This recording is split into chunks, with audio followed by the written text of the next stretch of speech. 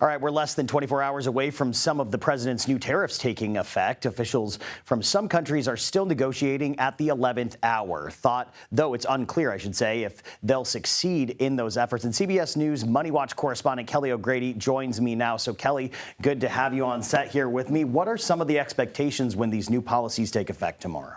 So it's going to be a higher tariff rate. Remember, there's been a baseline 10% tariff for most countries outside of China, and then we've also had some of those sector tariffs like autos.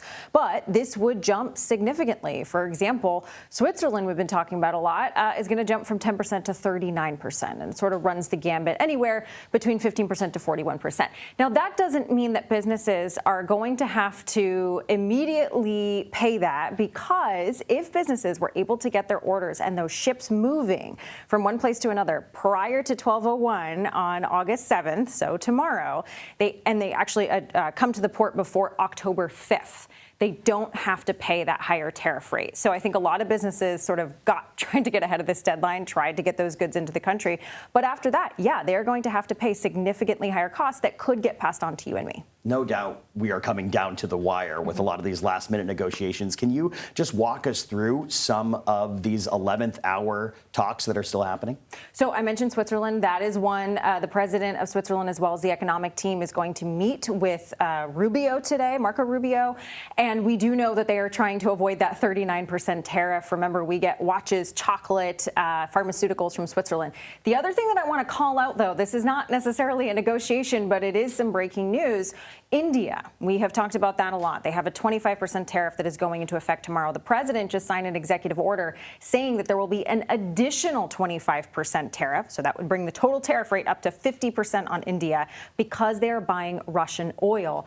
And of course, the president is trying to apply economic pressure to Russia to stop the war in Ukraine.